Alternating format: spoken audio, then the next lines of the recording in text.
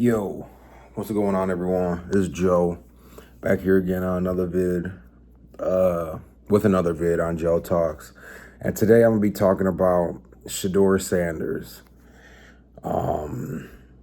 Hey, for those of y'all that were dissing on him, saying, "Hey, he ain't gonna make it, he's no good," you're wrong. You're wrong, and I was one of the ones that like that draft was crazy. Anyone who watched that draft to see him slide all the way to the fourth round, that's just crazy talk. But I'm gonna keep it honest. Owners, the majority of owners, if not all the owners that he went to, were white owners. Not to bring race or anything into this, but when you're a owner and you see, a kid like Shedeur Sanders walk in, chains on, cocky, some owners don't like that. But I mean, at the end of the day, the only thing that really matters is, hey, can you perform on that field, which he can. Now, now I can understand if you had that attitude, cocky and all that, doing all this, and you're no good, then you look like a fool. But hey, when he goes out there, he performs, he plays, and a lot of people that talk about he's not going to be the best, he's not athletic, blah blah blah. Most people that say that have never watched him play in a full college football game. Pretty much, especially last college football season, any game, because I'm a Michigan fan. Go Blue! Michigan wasn't the best last year. They did end up picking it up towards the end of the season. We ended up getting a bowl game. Well, we beat Ohio State. That's a big one for I think the third year in a row. And then we were able to get a bowl game with Alabama that we beat Alabama and made Milroe, Jalen Milroe, look like a fool. But supposedly he's doing good in training camp, from the post I've seen. But yeah, Michigan got a bowl game, beat Alabama. So at the end of the day, that season wasn't a complete loss, but compared to what the championship season was, and then to last year's season, night and day difference. It was pretty bad. But at the end of the day, I watched a lot of Colorado's football games last season. And when you actually watch the games and watch the kind of throws he makes and the kind of decisions he makes and all that, you just know he has higher level coaching. And obviously his dad, Dion, obviously played both sides in the NFL, was a dog at it. I was just unfortunate to not really watch him. I was still too young, but it seemed like his dad was a dog. It seems like he's worked with Tom Brady numerous times coming up. He even has kind of like the same stance and same form. When you really look at him, look at Shedeur and Tom Brady's stance. They pretty much, I don't want to say they look exactly identical, but they're pretty close. But hey, 11 for 19, I think over 100 yards passing in his first preseason game. And the passes that he was making, hey, they were on target. They were right on target. I'm going to be honest. He's always been accurate. People were trying to say, he's not the most athletic. He pats the ball before he throws it. That's going to give away the other DBs on who he's throwing it to. No, Tom Brady and a number of guys pat the ball before they release it. Stop trying to use that excuse. And then athletic. Since when did you have to be a star athlete to be a quarterback? And quarterbacks are athletes, don't get me wrong, but say you can throw the ball and move just a little bit to avoid some pressures, but still get the ball downfield into a receiver's hands. That's all that matters. People think that now QBs have to be dual threats. I mean, a QB, yes, dual threats are better in today's age of football, but if you're not a hard set dual threat, say you're mainly a pocket guy, hey, that's good. Look at like I say, just look at Tom Brady. Just look at Tom Brady. Tom Brady was Tom Brady's probably the least athletic QB out there, honestly. But hey, he can throw that ball down the field and avoid pressure when needed. The same thing Shedeur does. Shedeur is obviously a little bit more mobile, but he's not a quarterback to think with his legs first, like a handful of guys do now. And at the end of the day, you don't need a quarterback like that. Say you had a quarterback that's smart with the ball, is accurate, and can get the ball downfield, you're good. And that's another thing I was hearing during the draft. They were saying he has a weak arm. Like, bro, hey, they really just did not like him. They did not like him. They did not like his dad. They did not like his attitude. They didn't like any of it. And it just sucks because I'm gonna be honest. He should have been a first round pick. I'm gonna be honest. I see what the Steelers were trying to do. I thought he was dead. I thought he was dead gonna go to the Steelers. But since they want to wait for Aaron Rodgers and all that, I kind of get that. And then drafting Shedeur, and then the big question all preseason would be, oh, is Shedeur going to start? What's going to happen? Obviously not. Aaron Rodgers would have started. He would have sat. But no, honestly, after his performance and how he's been performing in training camp, honestly, say I was the Browns and you don't start him, then the Browns are doomed. I'm going to be honest. Shedeur Sanders should be a starter. Hands down, because Watson's finished after all the scandals he been in. I think that just ruined his motivation and his reputation. I feel like he could still play, but I feel like that just all that stuff that happened, what was that, 2020, 21, all that stuff that happened back then was just, I think it just messed with him mentally. Who else they got? Kenny Pickett. Pickett's not terrible, but Pickett did he sit for 1 or 2 years? When did he go? Pickett sat for 1 year as the Eagles' backup last year. He hasn't really played. And when he was at the Steelers, yes, the Steelers didn't really have a good offensive playbook and all that when he was there, but he didn't really perform the best. He did show moments of being good, but I don't know. I don't really see them starting with Pickett. I mean, they could. Who knows? Pickett might be doing good, but the main person I've been hearing out of training camp is Shedeur, so I don't know how he's doing. You got Flacco that might start. Flacco might actually be the starter. I think him and Shedeur are the two up to start. But, hey, the Cleveland Browns were stupid. When Joe Flacco took them to the was it division game? Or the second round of the playoffs. I think they made it to the second round of the playoffs. Or it might have been the first round. I can't quite remember.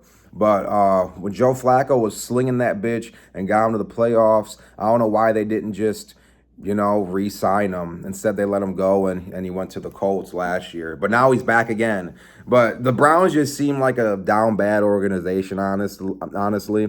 I wouldn't be surprised if they didn't start Shedeur. I'm going to be honest with you because, like I said, owners don't like that flashy stuff.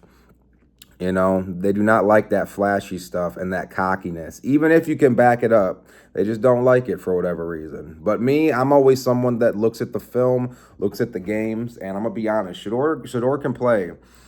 In my opinion, honestly, I feel like he's better than Cam Ward. I feel like in the league, he's going to outlast Cam Ward. That's just my opinion. Not to say Cam Ward isn't good or nothing, but I just feel like in the league, he's gonna outlast them. And I could be wrong. Who knows? I could be wrong, but I feel like Shedeur is gonna be the one to throw for more yards, have better numbers, and all that. Cam Ward, I didn't really watch a lot of him. I didn't really watch a lot of Miami games. He looks pretty good. He has a strong pocket stance, but in my opinion, I would still take Shedeur. Like I said, he's just really smart with knowing where to put the ball, knowing who to challenge and know who not to challenge. And I'm going to be honest, say he played for a bigger school, who knows? Say he played for like Alabama or LSU, there probably wouldn't be any talks right now. It's probably just because he played for Colorado, his dad was the coach, or is still the coach. So it just is what it is. But no, I see Shedeur being really good in the league. And in my opinion, if I was the Cleveland Browns, if you don't start him, then that's just a down bad franchise. And I don't see Cleveland ever winning anything big. But no, hey, they might have a franchise QB, and then get this. So he didn't get picked in the first round. Oh wait, let me go back to other QBs. So what? Joe Flacco, Pickett, Dylan Gabriel. Yeah, and Dylan Gabriel, hey, I'm going to be honest. I don't know what they were trying to do picking him over Shedeur. I'm going to be honest. He's really short. He's going to have a hard time seeing over the guys in the NFL. Hey, I'm just being real. And it happened a couple times in college or a number of times in college. When I'd be watching Oregon, a lot of his passes, at least he'd average at least three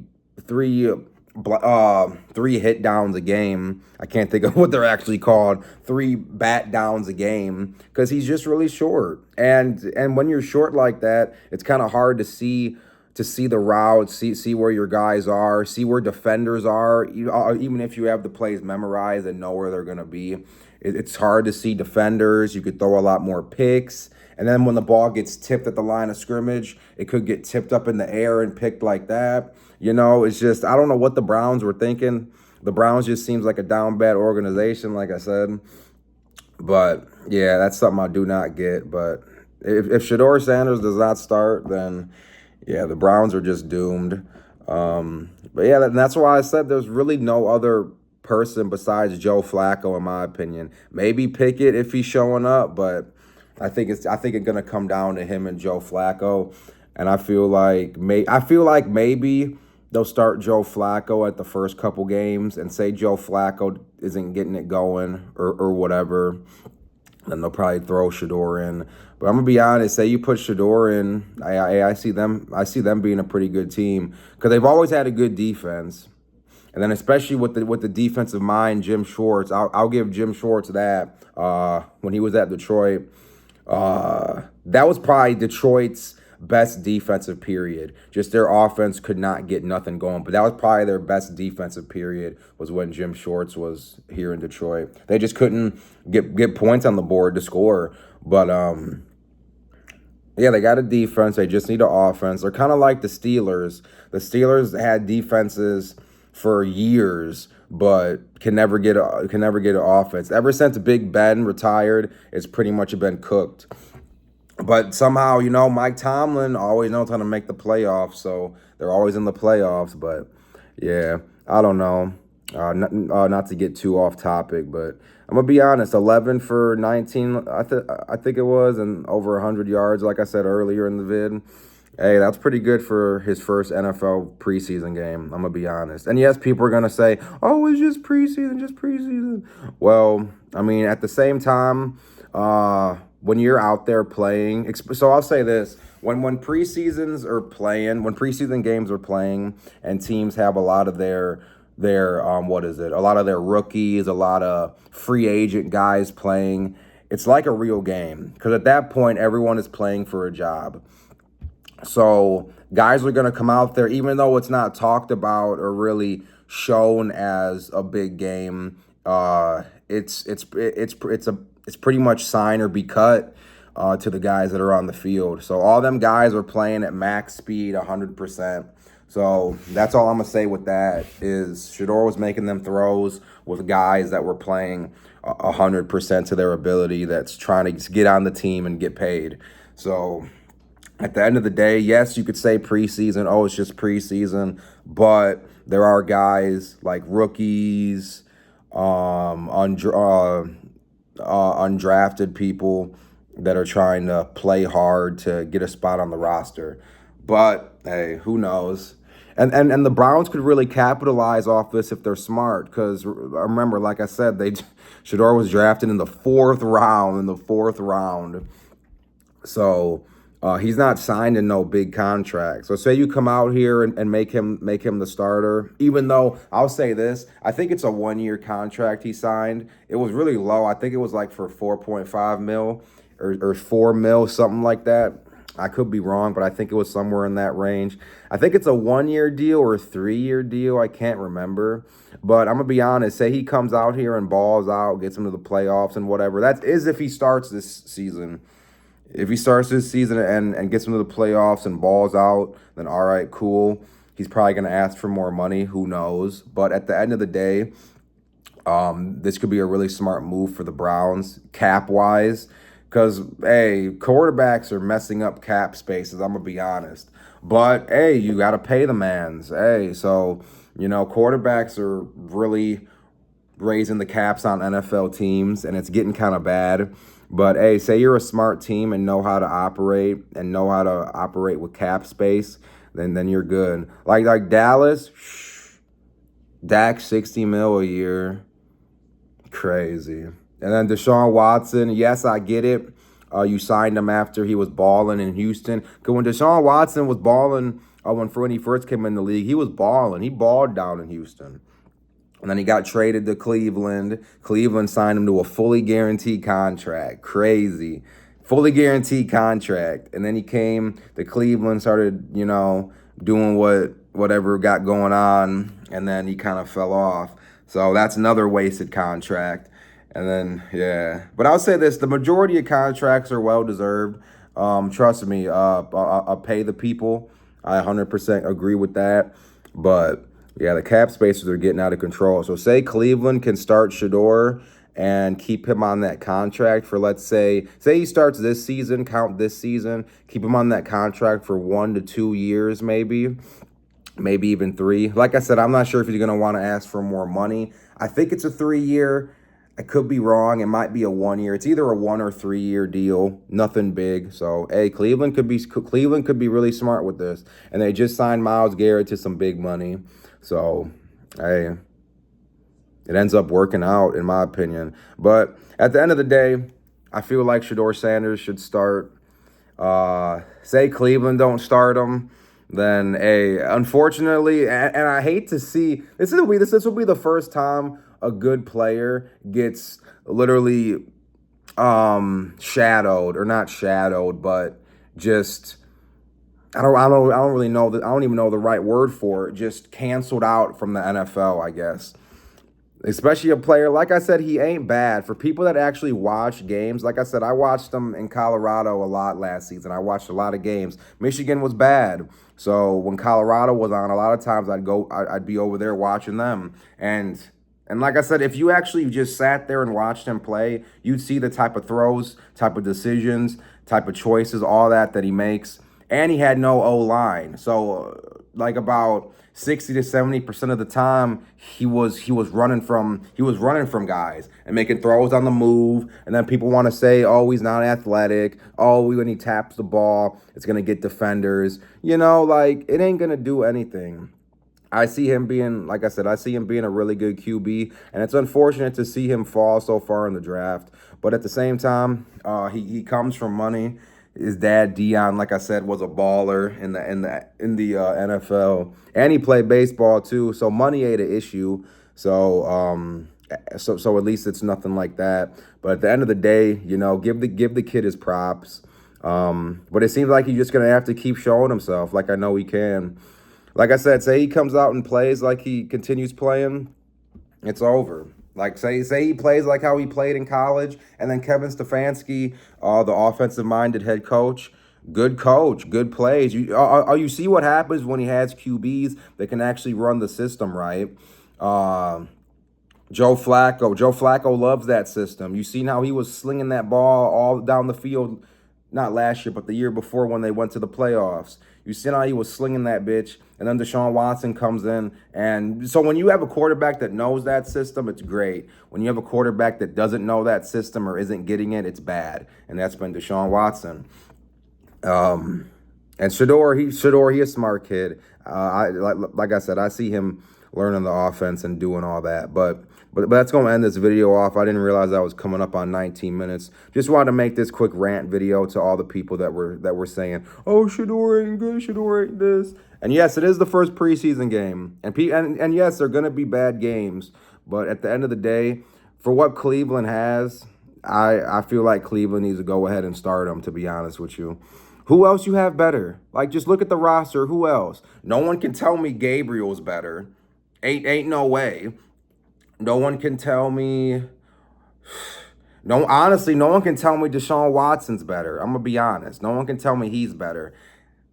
I'm honestly gonna go with my boy Shedeur. No one can tell me Kenny Pickett's better.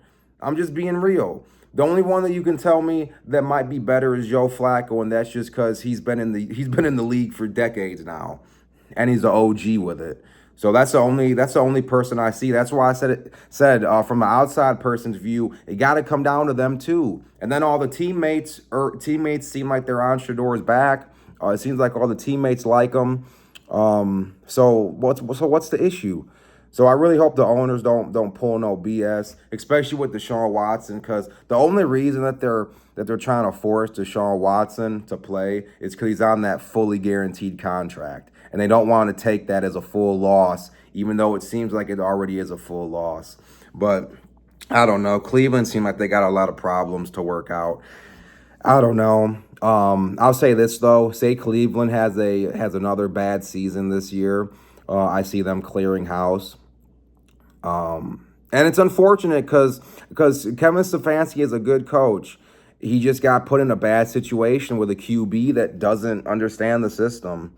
And the owners locked him into a fully guaranteed contract, and the owners aren't gonna want to take that as a full loss and trade him or cut him and eat that loss. And they can't trade for him. No other team is gonna want to pick that salary up with the way he's been playing. So, like I say, Cleveland got a lot of internal and office issues to work out, but they could easily flip it around this season. Like I say, start Shedeur Sanders. It'll be a good choice. Trust me. He's been lighting it up in training camp. He lit it up pretty good for the first preseason game. Hey, just give him a chance. Stop hating on him. I'm gonna be real. But anyways, it's gonna wrap the video up. Dang, almost 22-minute vid. So I'm gonna wrap this video up. And yeah, say you guys liked the vid, like, subscribe if you did. Let me know in the comments down below. Say anyone agrees. Because, hey, say you just look at his numbers. Yeah, people might be like, oh, well, his numbers aren't the best. But honestly, his pass yards, he almost threw for, what, 4,500 pass yards last season in college? And all that. And people want to say numbers. And like I said, when it comes down to numbers, like, you'll never know how someone truly plays until you watch them. That's why I hate people that always talk numbers this, numbers that. Yes, numbers do have truth to them, but it's just a completely different point of view. Say you actually watch a full game and watch how someone plays. But anyways, I'm gonna stop rambling. Now I'm rambling. Say you guys liked the vid. I'd appreciate it. Subscribe if you want to, and I'll catch y'all later. Peace.